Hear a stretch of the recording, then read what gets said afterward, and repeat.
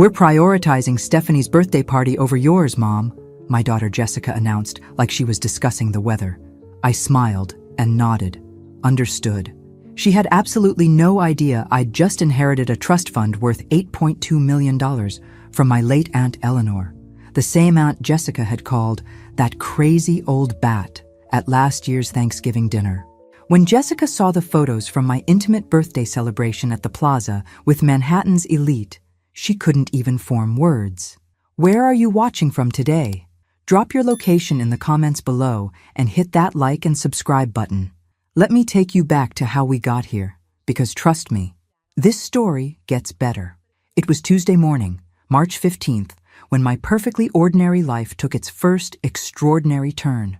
I was standing in my kitchen making my usual coffee when the phone rang. The caller ID showed Peterson & Associates, a law firm I'd never heard of. Normally, I would have let it go to voicemail, figuring it was some telemarketer with a fancy name, but something made me pick up. "Mrs. Margaret Thompson?" The voice was crisp, professional. "Speaking. This is David Peterson from Peterson & Associates. I'm handling the estate of Eleanor Whitfield. You've been named as the primary beneficiary." I nearly dropped my coffee mug. Aunt Eleanor had been my mother's sister, a woman who'd lived like a hermit in that massive house upstate for as long as I could remember. We'd sent Christmas cards, sure, but actual visits? Maybe twice in my entire adult life. "I'm sorry. There must be some mistake. Eleanor and I weren't particularly close." "No mistake. Mrs. Thompson, Miss Whitfield was quite specific. She left detailed instructions about how she wanted her affairs handled, including a sealed letter for you. Would Thursday at 2 p.m. work for you to come in?"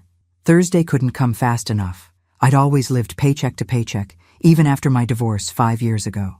Working as a high school secretary wasn't exactly lucrative, but it had been enough to keep my head above water.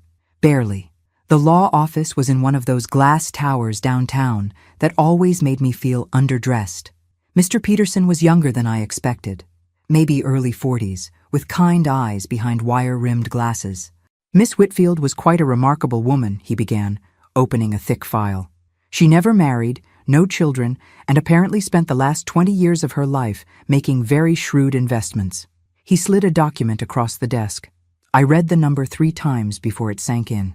$8,200,000, plus the house, plus a portfolio of stocks that, according to him, were performing exceptionally well. "This can't be right," I whispered. "It's quite right. There's also this." He handed me an envelope with my name written in Eleanor's spidery handwriting. My hands shook as I opened it. The letter was brief, but devastating. "Margaret, you were the only one who never asked me for money. You were the only one who visited because you wanted to, not because you needed something. The others will be furious, but you deserve this. Use it wisely. Use it to make them remember who they're dealing with." Eleanor. The others. She meant my family, of course. Jessica and her husband Brad, who made 6 figures between them, but always seemed to need just a little help with this or that. My son Michael, who'd borrowed money for his business 3 years ago and still hadn't paid back a dime. They'd all written Eleanor off as the weird aunt with the creepy old house. Turns out the creepy old house was worth $1.2 million. I walked out of that law office in a daze. For 48 hours, I told no one. I went to work, came home, made dinner, watched TV. Normal routine. But inside, everything had changed. I wasn't just Margaret Thompson, divorce secretary, anymore. I was Margaret Thompson, millionaire, and nobody knew. That's when Jessica called about my birthday. "Mom, I hate to do this, but we're going to have to cancel your birthday dinner. Stephanie's friend is having a party that same night, and you know how important friendships are at her age." Stephanie was my 16-year-old granddaughter, who hadn't spoken to me voluntarily in 2 years, except to ask for money for concerts or clothes. "Of course," I'd said. "Family first." What I didn't say was that I'd already made other plans. Very different plans. The concierge at the plaza looked at me like I'd wandered in from a homeless shelter when I walked up to make a reservation. Fair enough. I was wearing my usual Target cardigan and sensible shoes. But when I mentioned I needed their private dining room for 12 people and handed over my new platinum credit card, his entire demeanor shifted. "Of course, Mrs. Thompson. Will this be for a special occasion? My 55th birthday, I said, enjoying the way his eyebrows shot up when the card was approved without question.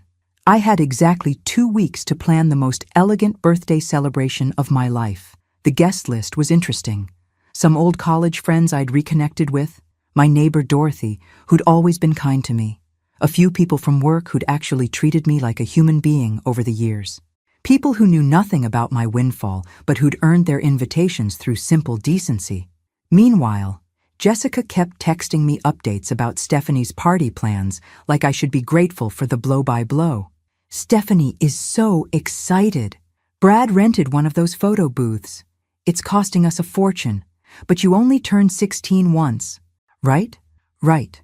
You also only turned 55 once, but apparently that was less important than a teenager's social media opportunities.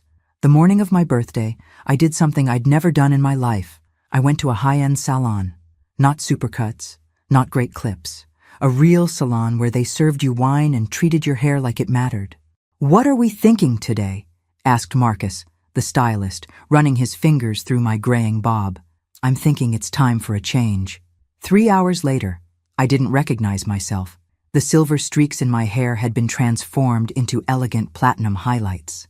My usual shapeless style had become a sophisticated shoulder-length cut that actually had personality. Marcus had even convinced me to let his colleague do my makeup. "You look stunning," he said, and for the first time in years, I believed it. I'd bought a dress for the occasion too, not from the department store clearance rack where I usually shopped. This one came from a boutique where the saleswoman called me madam and brought me champagne while I tried things on. The dress was navy blue silk with a subtle pattern, cut perfectly to flatter instead of hide. The private dining room at the plaza was exactly what I'd hoped for. Elegant without being stuffy, intimate without feeling cramped. Fresh flowers, real silverware, the kind of ambiance I'd only seen in movies. My guests arrived looking appropriately amazed. Dorothy actually gasped when she saw me. "Margaret, you look absolutely radiant. What's the occasion?" "Just feeling like celebrating," I said, which was the truth, if not the whole truth. Dinner was perfect. The conversation flowed, the wine was excellent, and for the first time in years, I felt like the center of attention for all the right reasons. These people were here because they genuinely liked me, not because they needed something from me. Around dessert, my phone started buzzing with texts from Jessica. "Hope you're having a nice quiet evening. Stephanie's party is amazing. She's getting so many great photos. The photo booth was such a hit." I silenced the phone and ordered another bottle of champagne. It was Dorothy who suggested we take pictures. "This is too lovely not to document," she said, pulling out her phone. "Actually," I said, feeling reckless, "let's do this properly." I called over our server and asked if the hotel photographer was available. 20 minutes later, we had a professional taking pictures of our group at the elegantly set table, wine glasses raised, everyone looking genuinely happy to be there. The photographer was good at his job. He caught candid moments, me laughing at one of Dorothy's stories, the warm glow of the candles, the way the light from the chandelier made everything look magical. "These are going to be beautiful," he promised, handing me his business card. "I'll have them ready tomorrow." As my guests prepared to leave, each one hugged me and commented on what a wonderful evening it had been. "This was the most elegant birthday party I've ever attended," said Patricia, my former college roommate. "You really know how to do things right, Margaret." I smiled mysteriously. I'm full of surprises. After everyone left, I sat alone in the dining room for a few extra minutes, savoring the quiet elegance. Tomorrow, I would post those professional photos. Tomorrow, Jessica would see exactly how her mother had spent her quiet evening. But tonight, I was just going to enjoy being Margaret Thompson, woman of mystery. The photos were even more stunning than I'd expected. The hotel photographer had captured something I'd almost forgotten existed. Me, looking confident and sophisticated, surrounded by people who actually wanted to be there. In one shot, I was raising my wine glass in a toast, my platinum hair catching the light, wearing that navy silk dress like I'd been born to it. I spent Friday morning carefully selecting which photos to post on social media. I wasn't a frequent poster, usually just birthday wishes for family members or the occasional snapshot of my garden. But these photos deserved a debut. I chose 3. One of the full table with all my guests, one candid shot of me laughing, and one where I was clearly the center of attention, looking elegant and mysterious in the soft lighting. The caption was simple: celebrating another year of life with wonderful friends at the plaza. Grateful for all the blessings this year has brought. Within an hour, the comments started rolling in. College friends I hadn't spoken to in months, co-workers expressing amazement, neighbors wanting to know when I'd become so glamorous. The photos were getting more likes than anything I'd ever posted. It was Jessica who called first. "Mom, I just saw your pictures on Facebook."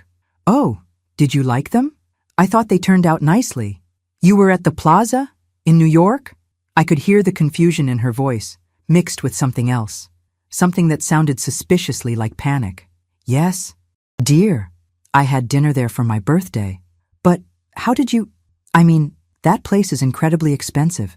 And who were all those people?" "Friends," I said simply. "People who wanted to celebrate with me." "Mom, we need to talk. Can I come over?" "I'm afraid I'm busy today. Tomorrow would be better." There was a pause. "Busy doing what?" "Oh, this and that. I'm meeting with my financial advisor, actually." Another pause, longer this time. "Your financial advisor?" "Yes, I've realized I need to be more strategic about my investments, planning for the future and all that." "Mom, what's going on? You're scaring me." I almost laughed. Scaring her? After years of being treated like a convenient ATM, taking care of myself was scary? "Nothing's going on, Jessica. I'm just making some changes, living a little. You said yourself that friendships are important." After I hung up, I made myself another cup of coffee and smiled. Phase 1 was complete. The photos had done exactly what I'd hoped. They'd gotten attention. But more importantly, they'd made Jessica realize that her mother might not be quite as predictable as she'd assumed. My phone rang again. This time it was Michael. "Mom, Jessica called me. She's freaking out about some pictures you posted. They're lovely pictures, if I do say so myself. She said you were at some fancy restaurant with people she didn't recognize." "The Plaza isn't just a restaurant, Michael. It's a hotel with quite a distinguished history. And yes, I do have friends outside the family." "Shocking, I know." "Mom, are you feeling okay? This doesn't sound like you." There it was. The assumption that wanting nice things, celebrating myself, being anything other than quietly grateful for scraps was somehow evidence of mental instability. "I'm feeling wonderful, actually. Better than I have in years." "Okay, but Mom, can we talk about something? Jessica mentioned you said something about a financial advisor." "Ah, there was the real concern. Not my happiness, not my well-being, my finances. Yes, I've been reviewing my portfolio, making sure everything is in order." "Your portfolio?" He sounded genuinely confused. "Mom, you work as a school secretary." "Indeed I do. And? I didn't know you had investments to review." "Michael, sweetheart, there are many things about my life that you don't know. I'm beginning to realize that's been my mistake, keeping too much to myself." "What do you mean?" "Nothing dramatic. I just think it's time I started living more fully, making decisions based on what I want instead of what everyone else expects." After Michael hung up, I could practically hear the wheels turning. Both my children were clearly having the same thought. If Mom has money we didn't know about, what does that mean for us? The doorbell rang around 3 o'clock. I wasn't surprised to see Jessica standing there with Brad, both of them looking like they'd come to stage an intervention. "Hi, Mom," Jessica said carefully. "We thought we'd stop by to chat." "How lovely. Come in." They settled on my couch like they were visiting someone with a contagious disease.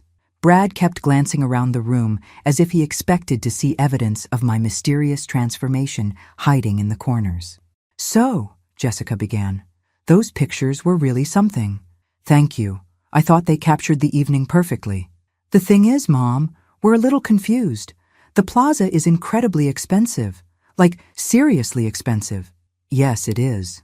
"So how—" I let the question hang in the air for a moment, watching them squirm. "How what, dear?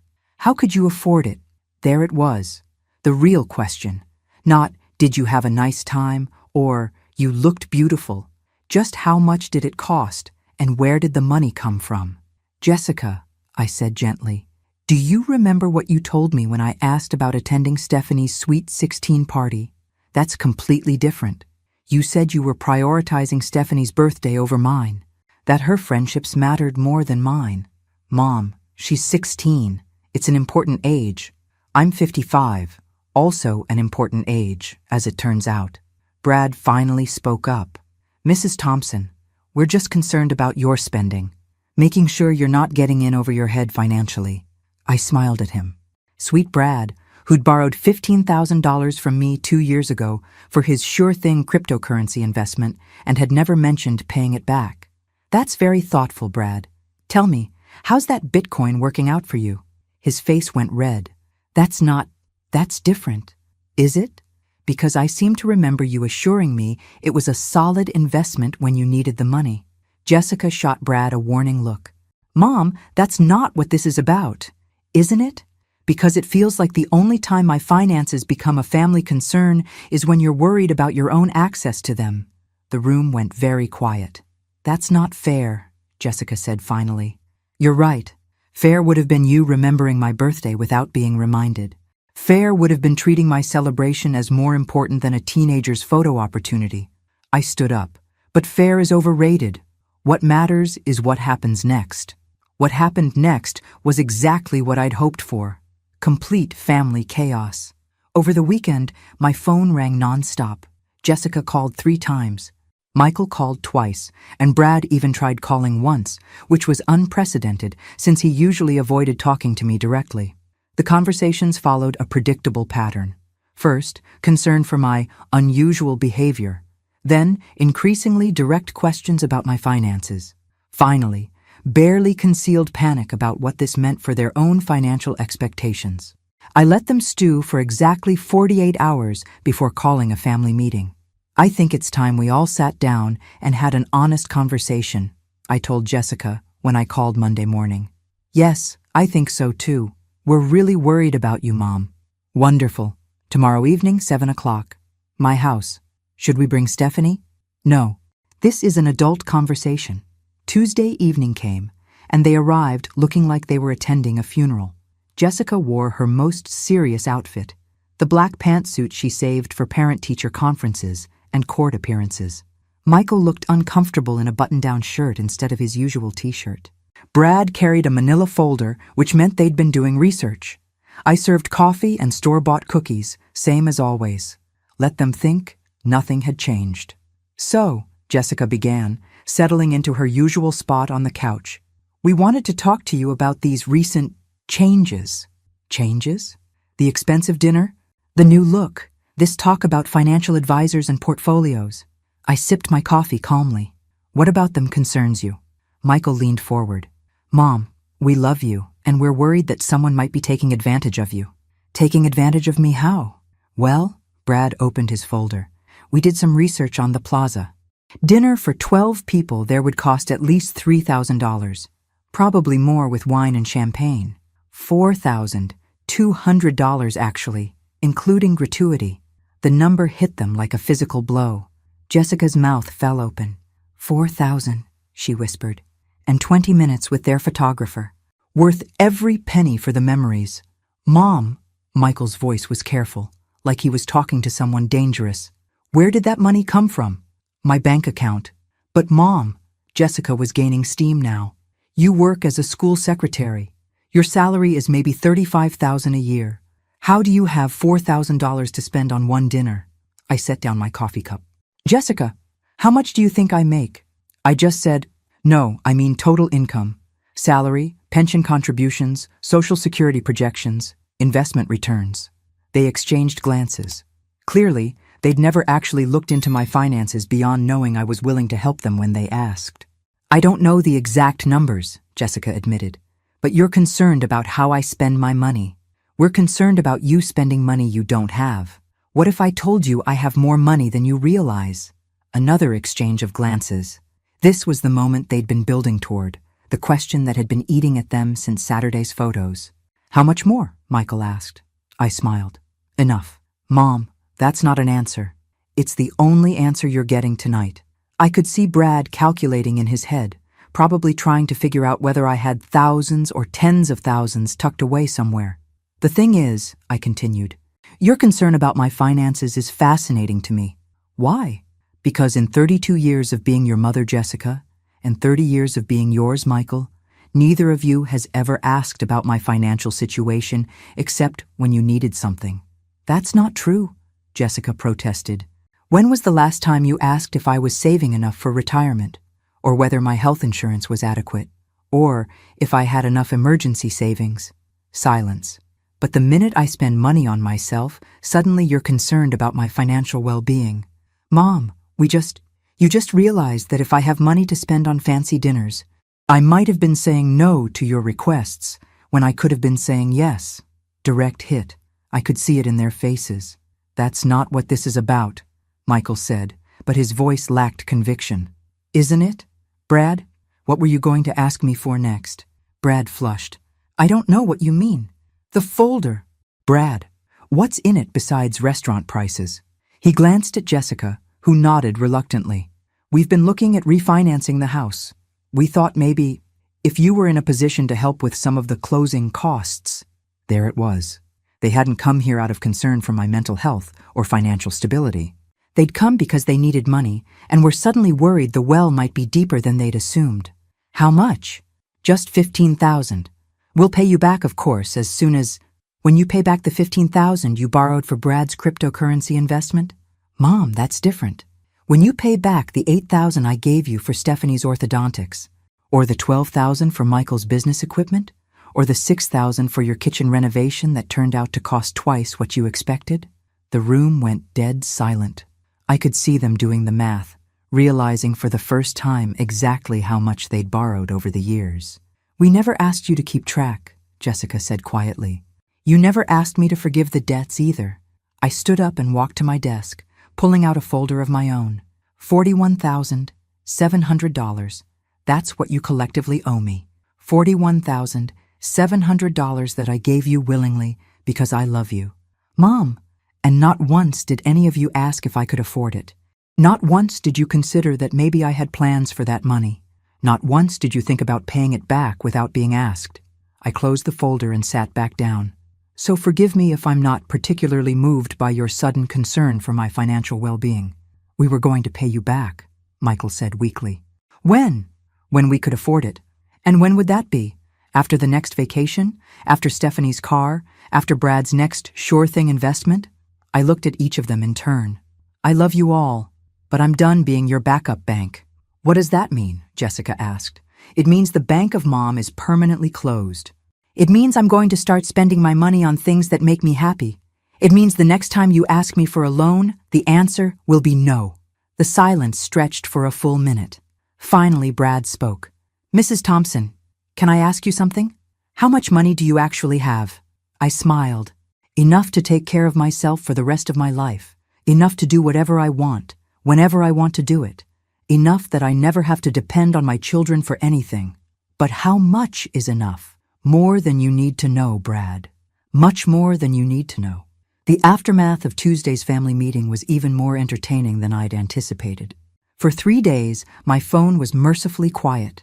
No sudden emergencies requiring financial assistance, no casual requests for small loans, no guilt trips about family obligations. Just blessed silence. Then Friday afternoon brought a knock on my door. I opened it to find Stephanie, my 16-year-old granddaughter, looking uncharacteristically humble. She'd clearly been sent as the family's secret weapon. Hi, Grandma, she said, not quite meeting my eyes. Hello, Stephanie. This is a surprise. Can I come in? I wanted to talk to you about something. I let her in, genuinely curious about what approach they'd coached her to take. Stephanie settled on the couch where her parents had sat 3 days earlier, but she looked much more nervous than they had. So, she began, Mom told me about your conversation the other night. Did she? She said you guys had a disagreement about money. I sat across from her. Is that what she called it? Grandma, I want to ask you something, and I want you to tell me the truth. All right. Are you rich? The directness caught me off guard. No dancing around, no gentle probing, just straight to the point. Why do you ask? Because everyone's freaking out, and nobody will tell me why. Mom keeps having hushed conversations with Dad. Uncle Michael called like 5 times, and you posted those pictures from that fancy restaurant, and everyone's acting like you robbed a bank or something. I studied my granddaughter's face. For all her teenage self-absorption, Stephanie was intelligent, more intelligent than her parents gave her credit for. What do you think, Stephanie? I think you have money that nobody knew about. And I think Mom and Dad are scared because they've been borrowing money from you. And now they're worried you might stop. Out of the mouths of babes. That's very perceptive. So are you. Rich, I mean. I considered my answer carefully. Stephanie was still a child, and whatever I told her would be repeated to her parents within the hour. Stephanie, do you know what your parents owe me? Owe you? Money they've borrowed over the years. She shook her head. $41,700. Her eyes went wide. Seriously? Seriously. Your orthodontics, your father's business ventures, their house improvements, various emergencies over the years? They never said they borrowed money from you. No, I don't suppose they would. Stephanie was quiet for a moment, processing this information. Is that why you're mad at them? I'm not mad. Sweetheart, I'm disappointed. There's a difference. What's the difference? Mad means you want to punish someone. Disappointed means you've realized you expected better than you should have. She nodded slowly. So what happens now? Now I stop lending money to people who don't pay it back. And you start spending it on yourself? Exactly. Good for you. Grandma, that surprised me. You're not upset? Why would I be upset? You worked hard for your money. You should get to spend it on whatever makes you happy. Your parents might not agree. My parents are kind of spoiled, Stephanie said matter-of-factly. They always expect things to work out because they usually do. But that doesn't mean it's fair to you. We sat in comfortable silence for a few minutes. Grandma, can I ask you something else? Of course. That birthday dinner at the plaza, was it amazing? I smiled. It was absolutely amazing. The food, the service, the company. It was everything a birthday celebration should be. I'm glad. I'm sorry we missed it for my stupid party. Your party wasn't stupid, Stephanie. It kind of was. I mean, it was fun, but it was just a bunch of teenagers taking selfies. Your party looked elegant. It was elegant. Sometimes elegance is worth the extra cost. Will you show me the pictures? The good ones. Not just the ones you posted? I got my laptop and pulled up the photographer's gallery. Stephanie scrolled through the images with genuine appreciation. Grandma, you look like a movie star in these. That's very sweet of you to say. I'm serious. You look happy. Really happy. I don't think I've seen you look that happy in, I don't know, ever. That hit me harder than I'd expected. Have I seemed unhappy to you? Not unhappy exactly. More like tired. Like you were always taking care of everyone else and never got to rest. From the mouths of babes, indeed. Well, I said, I'm planning to rest more often now. Are you going to do more fancy dinners? I'm planning to do whatever makes me happy. Can I come sometime? To one of your fancy dinners? I looked at her. Really looked at her. Stephanie was on the verge of becoming a young woman, caught between her parents' expectations and her own emerging sense of independence. Would you like that? I would love that. I've never been anywhere really elegant. Then we'll plan something special. Just the two of us. Her face lit up. Really? Really? But Stephanie? Yeah? This stays between us for now. I think your parents have enough to worry about without adding grandmother-granddaughter dinner dates to the mix. She grinned. It'll be our secret. After Stephanie left, I sat in my quiet house and thought about what she'd said. That I'd looked tired for years, always taking care of everyone else. How had I let that happen? When had being needed become more important than being respected? My phone buzzed with a text from Jessica. Did Stephanie talk to you? We didn't send her over, I swear. She went on her own. I texted back. We had a lovely chat. What did you two talk about? Grandmother-granddaughter things. Mom, please. We're really worried about this whole situation. I stared at the message for a long moment before typing my response. Jessica, I've been worried about my financial future for 30 years. I've been worried about having enough for retirement, enough for emergencies, enough to maintain my independence as I age. And I handled those worries by myself because I didn't want to burden my children. So forgive me if I'm not particularly concerned about your worry that I might stop enabling your financial irresponsibility. I hit send before I could change my mind. Her response came back immediately. That's harsh, Mom. Yes, I typed, it is. The second family meeting wasn't my idea. Jessica called Saturday morning and announced they were coming over to clear the air. She used her firm voice, the one that had worked on me for 30 years, but felt strangely powerless now. I'm actually busy today, Jessica. Busy doing what? I'm going car shopping. Car shopping? Mom, your car is only 3 years old. My car is a practical sedan that gets good gas mileage and has room for other people's groceries. I'm thinking about something more fun. The silence on the other end told me everything I needed to know about Jessica's mental state. Mom, we really need to talk. As a family. Fine. 2 o'clock. But I have an appointment at 4, so keep it brief. They arrived precisely at 2, all 3 of them wearing identical expressions of barely contained anxiety. Michael had even brought Ellen, his girlfriend of 2 years, which meant they'd decided they needed witnesses. Ellen, I said warmly, how lovely to see you. How are the wedding plans coming? Ellen smiled nervously. We've actually decided to postpone for a while. Oh? Nothing serious, I hope? Just some financial considerations, Michael said quickly. Ah, so Michael had been planning to ask for money for the wedding, and my recent Declaration of Independence had thrown a wrench in those plans. That's probably wise, I said. Weddings can be so expensive when you want them to be special. We all settled in the living room with the same awkward energy as a therapy session. Mom, Jessica began, we owe you an apology. Do you? We've been taking your generosity for granted. We realize that now. I waited. Experience had taught me that whatever came after "but" would be the real message. But we're also concerned that you're making decisions based on emotion rather than logic. There it was. What decisions concern you? Well, Brad pulled out his phone. We looked up car prices at the dealership you mentioned. The models you were asking about are all luxury vehicles, $40,000 and up. Imagine that. Mom, Michael joined in, $40,000 could pay for Ellen's nursing school. It could be a down payment on a house. It's a life-changing amount of money. Yes, it could do all those things. If it were your money, it's not about the money being ours, isn't it? Because it sounds like you're upset that I might spend my money on something I want instead of something you need. We're upset that you're acting like money doesn't matter, Jessica said. Money matters tremendously. That's why I've been careful with it for 30 years. That's why I have $40,000 to spend on a car if I choose to. But do you need a $40,000 car? Brad asked. I turned to look at him directly. Brad, did you need a cryptocurrency investment? That's different. Did Jessica need a kitchen renovation that cost twice the original estimate? Mom, that's not... Did Michael need to start a business with equipment he couldn't afford? The business is doing well, Michael protested. I'm glad to hear it. So you'll be paying me back soon? Silence. You see, here's what I've learned, I continued.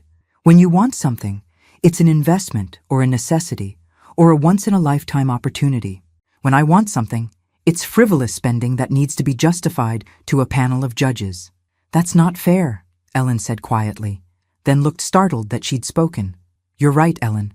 It's not fair. Thank you for pointing that out. Ellen looked confused. I know what you meant. But you're absolutely right. It's not fair that a grown woman has to justify her purchases to her adult children.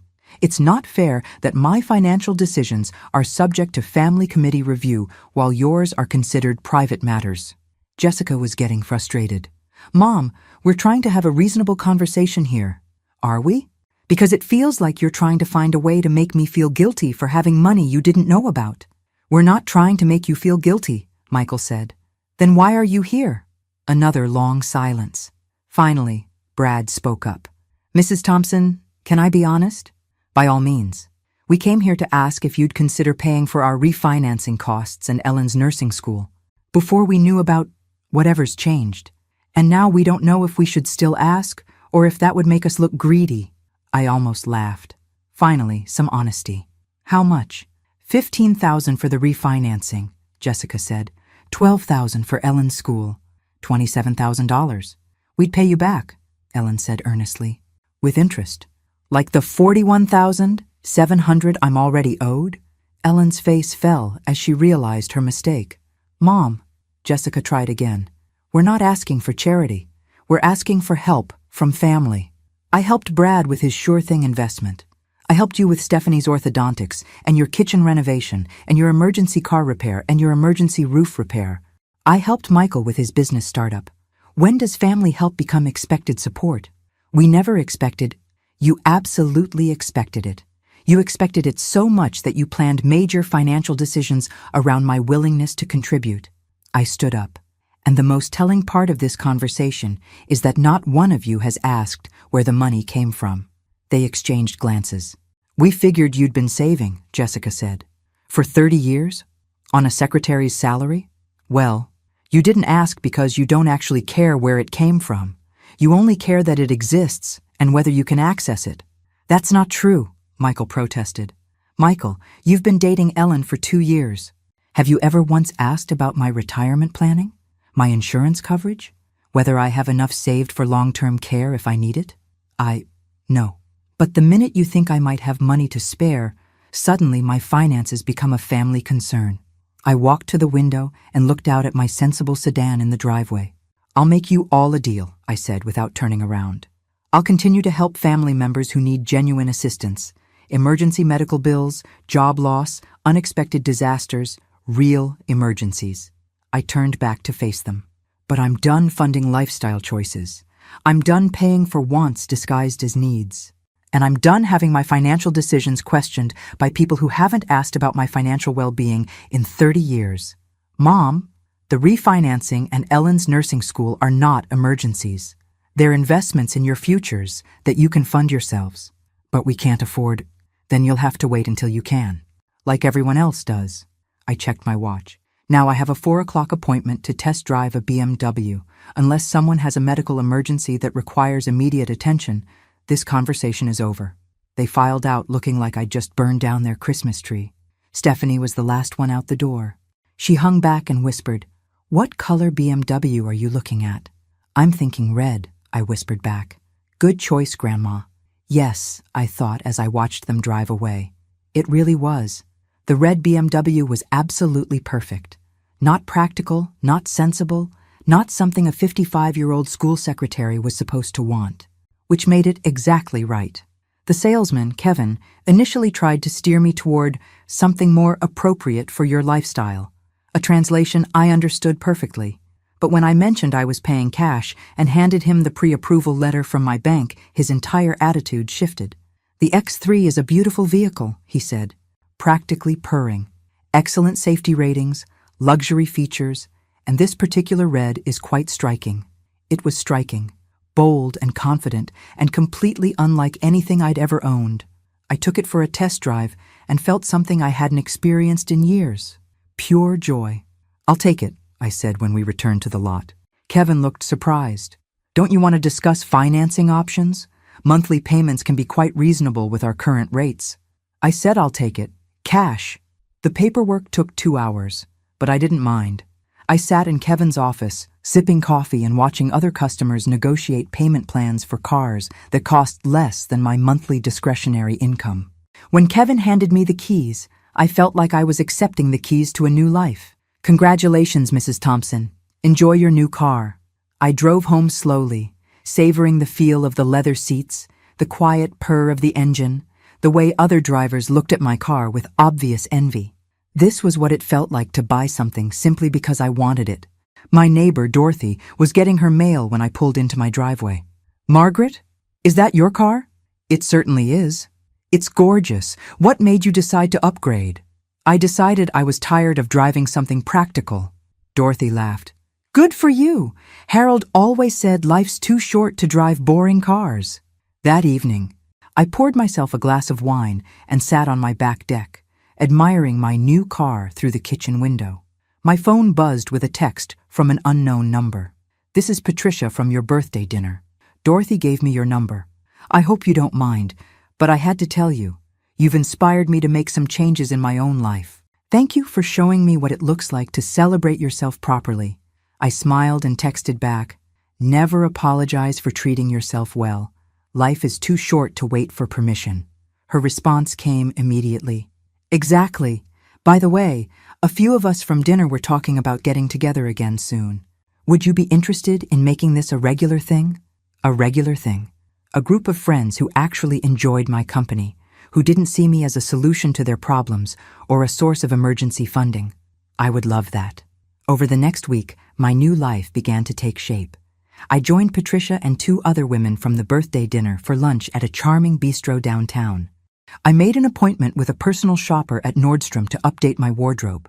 I booked a spa day for the following weekend.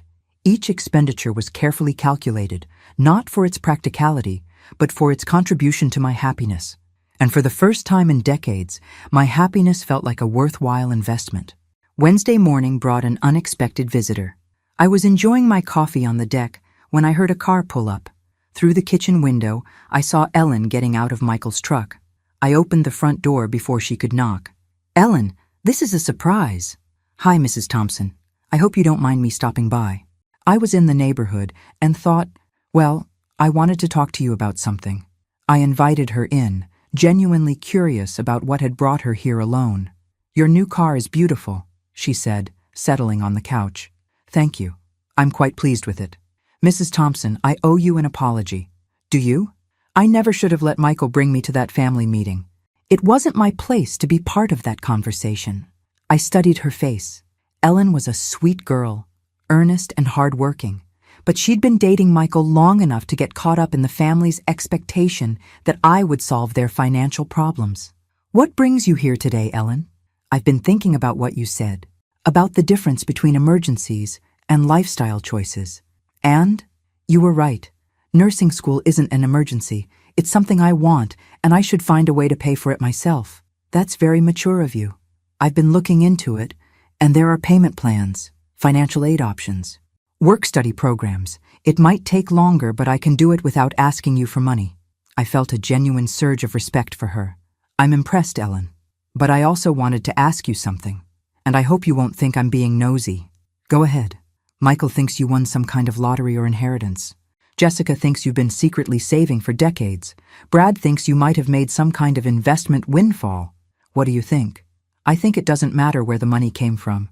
What matters is that it's yours, and you have every right to spend it however you want." "Smart girl." "But," she continued, "I am curious about something else." "What's that?" "Are you happy? I mean, really happy? Because Michael is worried that you're having some kind of midlife crisis, spending money to fill an emotional void." I considered her question seriously. "Ellen, do you know what I did for my last 10 birthdays?" "No. I made dinner for my family. I bought my own cake. I cleaned up afterward. I spent my birthday taking care of everyone else while they acted like they were doing me a favor by showing up." "That sounds lonely." It was.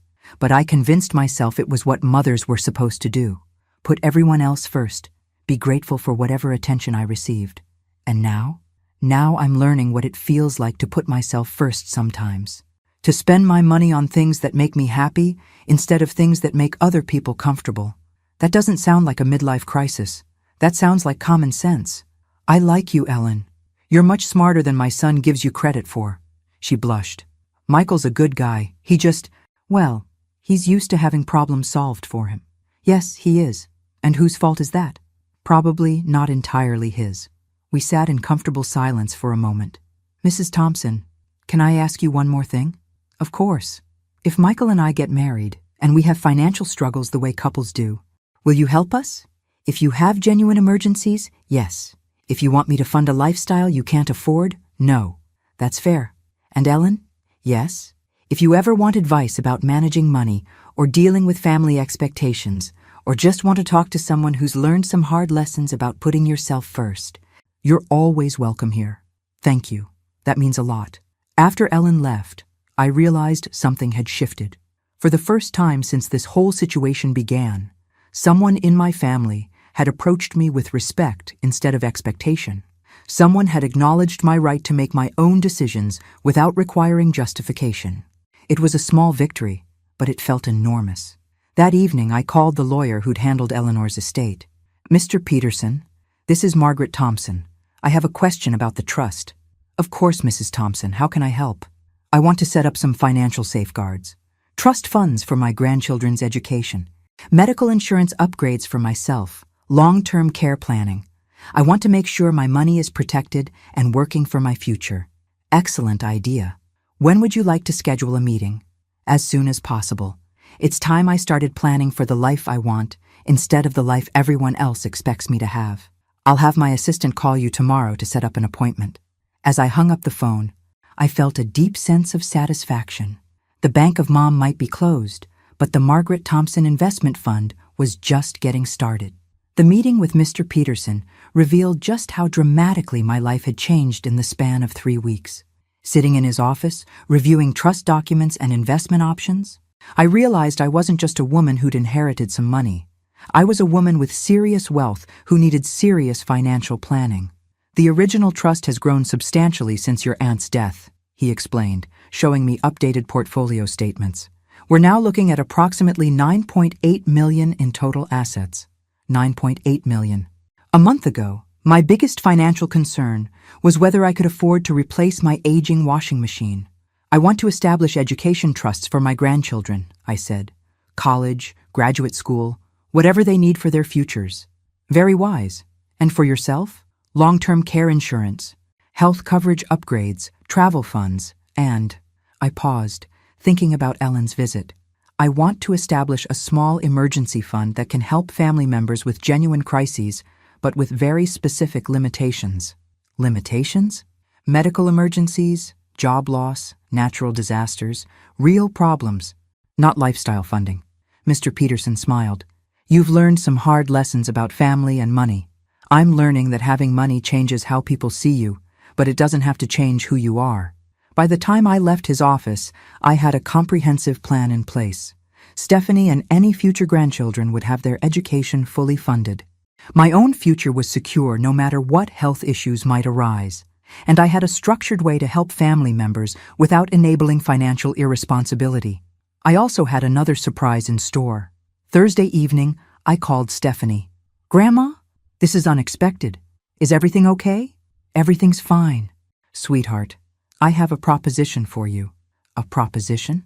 How would you like to spend Saturday in Manhattan? Shopping, lunch at a nice restaurant, maybe a Broadway show if we can get tickets. Are you serious? Completely serious. Just you and me. A proper grandmother-granddaughter day. Mom will freak out if she finds out you're spending more money. Your mother's opinions about my spending are no longer my concern. Are you interested? Yes! Oh my God, yes! Can we take your new car? That was exactly my plan. Saturday morning, I picked up Stephanie in my red BMW, both of us dressed for a day in the city. I'd bought a new outfit for the occasion, a cashmere sweater and perfectly tailored pants that made me feel elegant and confident. Grandma, you look amazing, Stephanie said as she buckled her seatbelt. So do you, sweetheart. The drive into Manhattan was delightful. Stephanie was at her best, funny, intelligent, curious about everything. Without her parents around, she relaxed into the bright, engaging young woman she was becoming. Our first stop was Bloomingdale's, where I'd arranged for a personal shopping consultation for both of us. You want to buy me clothes? Stephanie asked as we rode the elevator to the personal shopping floor.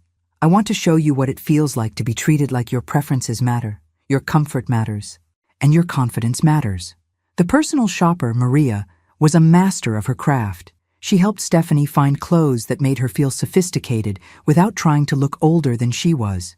Age-appropriate but elevated, classic pieces that would serve her well for years. For myself, I chose clothes that reflected who I was becoming rather than who I'd always been. Colors that made my skin glow, cuts that flattered instead of hiding, fabrics that felt luxurious against my skin. Grandma, Stephanie said as we loaded our shopping bags into the car, this has been the best day ever. The day's not over yet. Lunch was at a restaurant I'd seen featured in a magazine, the kind of place with white tablecloths and servers who treated every customer like royalty. Stephanie looked around in wonder. I feel like I'm in a movie, she whispered. You should feel like this is how you deserve to be treated, I replied. Remember this feeling, Stephanie. Remember what it's like when people respect you and care about your experience. Is that what you're doing? Remembering what it feels like to be respected? Smart girl. Too smart for her own good sometimes. Yes, I suppose I am. Good for you. You deserve it. Over our elegant lunch, Stephanie told me about her plans for college, her interest in studying abroad, her dreams of seeing the world. I listened to her with complete attention, asking questions that showed I took her seriously. Grandma, can I ask you something personal? Of course. Are you rich now? Like really rich? Why do you ask? Because this whole day, the clothes, the restaurant, the way people treat us, it feels like how rich people live. I considered my answer carefully. Stephanie, I have enough money to live exactly the way I want to live. I have enough to be generous with people I love without compromising my own security. I have enough to make choices based on what makes me happy instead of what I can afford. That sounds like being rich to me. Maybe it is. Are you going to tell Mom and Dad how much money you have? I don't think so. They don't need to know specifics. Because they'll act weird about it? Because they already are acting weird about it, and they don't even know the half of it. Stephanie nodded thoughtfully. Sometimes I think my parents are kind of immature about money. What do you mean? They want things they can't afford. And instead of waiting or saving up, they just expect someone else to help them get it. That's not how being an adult is supposed to work, is it? No, sweetheart, it's not. Well, I'm glad you're not helping them anymore. They need to figure it out themselves. We spent the afternoon at the Museum of Modern Art, where Stephanie showed a surprising appreciation for abstract expressionism. Then we caught a matinee performance of a musical she'd been wanting to see. By the time we drove home that evening, loaded with shopping bags and full of good food and culture, I felt like I'd given my granddaughter something more valuable than expensive clothes or Broadway shows. I'd shown her what it looked like for a woman to value herself. "Grandma," she said, as we pulled into her driveway, "thank you for today. It was perfect. Thank you for being such wonderful company. Can we do it again sometime?" "Absolutely. Anytime you want to spend the day with someone who thinks you're brilliant and beautiful and capable of anything." She hugged me tight before getting out of the car. "I love you, Grandma." "I love you too, sweetheart, more than you know." As I drove home, I thought about the day. I'd spent probably $1,500 on clothes, food, and entertainment. A month ago, that would have represented weeks of careful budgeting.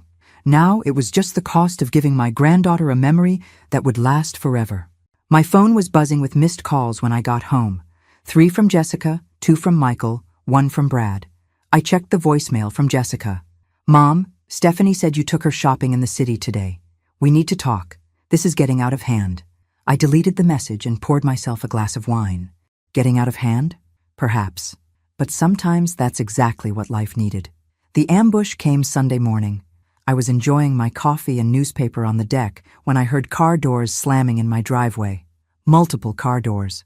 Through the kitchen window, I saw Jessica, Brad, Michael, and Ellen all walking up my front path with identical expressions of grim determination. This was an intervention. I took my time answering the door. "Well?" I said, opening the door to find all 4 of them standing on my porch. "This is quite a welcoming committee." "Mom, we need to talk," Jessica said. "All of us." "Do we?" Because I seem to recall having several talks recently, and they all seem to end the same way. "This is different," Michael said. "How so?" "Because we've been talking to a financial advisor," Brad announced, like he was revealing a trump card. "How nice for you." "Mom, please, can we come in?" Ellen asked. She looked uncomfortable with the whole situation, which suggested she'd been dragged along against her better judgment. I let them in, mostly out of curiosity about what new approach they'd devised. They arranged themselves in my living room like they were conducting a board meeting. Jessica pulled out a folder. Apparently everyone in my family had taken to carrying folders these days. "Mom," she began, "we're concerned about your recent spending patterns." "Are you?" "Yesterday alone, you spent over $1,500 on shopping and entertainment." "How could you possibly know that?" Stephanie told us about the day. Bloomingdale's, expensive restaurant, Broadway show, new clothes for both of you. And that's irresponsible spending for someone on a fixed income. I almost laughed. "Fixed income? You're 55 years old with a secretary's salary. Even if you've been saving aggressively, you can't sustain this level of spending." "Can I?" Brad leaned forward with his folder. "We've done the math, Mrs. Thompson.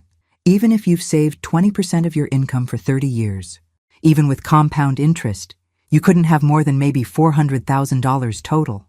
Interesting calculation. So spending $1,500 in one day represents almost 0.5% of your entire net worth," Jessica continued. "At this rate, you'll be broke in 5 years." "Will I?" Michael jumped in. "Mom, we're not trying to control your money.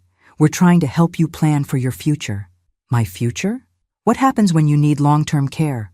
What happens if you have a medical emergency? What happens when you can't work anymore?" I set down my coffee cup and looked at each of them in turn. Those are excellent questions, I said. What do you think happens? Well, Jessica said, we'd help you, of course, but we'd need advance notice to plan for that kind of financial responsibility. There it was, the real concern. Not my financial security, but their potential obligation to support me if my money ran out. I see. So you're worried that my current spending might leave you responsible for my care in the future. That's not how we'd put it, Ellen said quietly. How would you put it? We're worried about you, Michael said. This isn't like you, Mom. The expensive dinners, the new car, shopping sprees in Manhattan? It's like you've become a different person. Have I? Yes. The mom we know is careful with money, practical, responsible. You mean the mom you know puts everyone else's needs before her own wants. That's not, isn't it? The mom you know gives money to her adult children without question. The mom you know drives a sensible car and wears sensible clothes and lives a sensible life so she can be available when you need financial help. I stood up and walked to my desk, pulling out Mr. Peterson's business card. I want you to call this number, I said, handing the card to Jessica. Why? Because you seem to think you know my financial situation, and you're operating on assumptions that are, I paused, choosing my words carefully, incomplete. Mom, we're not trying to snoop into your finances. Yes, you are. You're trying to determine exactly how much money I have so you can calculate how much I can spend without compromising your future access to it. That's not fair, Brad protested. Isn't it? You just presented me with a mathematical analysis of my spending patterns based on assumptions about my income and savings. That's exactly what you're doing. I sat back down. Here's what's going to happen. You're going to call Mr. Peterson and schedule a meeting. He's going to explain my actual financial situation to you. And then we're going to have a conversation about boundaries. Boundaries? Jessica asked. Boundaries about my money, my spending, and my decisions. Boundaries about what input I'll accept from my adult children about my lifestyle choices. Mom, because here's what you don't seem to understand. Whether I have $400,000 or $4 million or $4, my money is mine to spend as I choose. The number hit them like a physical blow. $4 million. I hadn't said I had it, but I hadn't denied it either. 4 million? Michael whispered. The point is, it doesn't matter. Rich or poor, I'm done justifying my choices to people who only show interest in my finances when it affects them. If you have that kind of money, Brad said slowly, why haven't you told us? Why would I? Because we're family. We've been struggling financially, and you've been sitting on millions of dollars. Have you been struggling, Brad? Because from where I sit, you've been living in a house you couldn't afford, taking vacations you couldn't pay for, and expecting me to subsidize the difference. That's not the same thing, isn't it? You've been treating me like a backup bank while you live beyond your means. How is that struggling? Ellen cleared her throat. Mrs. Thompson, I think what they're trying to say is that it changes things. Knowing that you have significant wealth. How does it change things? Ellen? Well, it means you could help more, if you wanted to. And there it was. Not relief that I was financially secure, not happiness for my good fortune, just recalculation of how much they could ask for. You're right, Ellen. I could help more. I could pay off all your student loans and buy Michael's business equipment outright and cover Brad and Jessica's mortgage completely. Their faces lit up with hope. But I'm not going to. The hope died. Why not? Jessica asked. Because money you don't earn has no value. Because problems you don't solve yourself teach you nothing. Because people who get everything handed to them never learn to appreciate anything. Mom, that's wisdom, Jessica. Hard-earned wisdom from someone who spent 30 years enabling financial irresponsibility in the people she loved most.